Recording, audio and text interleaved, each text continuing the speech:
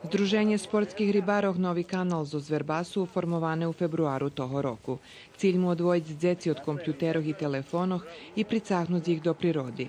Ljeto prava nahoda, že bi členi združenja, a jest ih kolo 80, očistili pobrežje Novoho kanalu i lapali ribi u njim. Mi teraz momentalno gdje se nachodzimy, tu voda persza produkcija Dunajska voda. Znači nije nijakого zagađivača.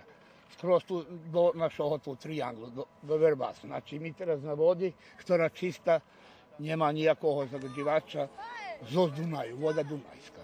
Združenje Novi kanal na ješenj angažuje fahovcov, kotri u verbaskih školoh budu trimac hodzini o ekologiji, počitovanju životnog štretku i o tehnikoh lapanja ribi. Čuli znači za društvo za ekologiju, oni voljni da nam pomognju. Uvidíme, teraz sme u prehvarki s kočarskim udruženjem. U stvari oni ani nemajú ešte udruženje, ale za mesnú zajednicu.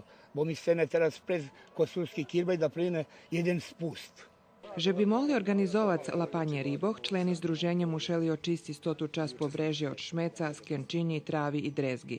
Šitski vyznačeli, že lapanje riboh krasna nahoda, že bi še u prirodi starši generacije druželi s mladšima.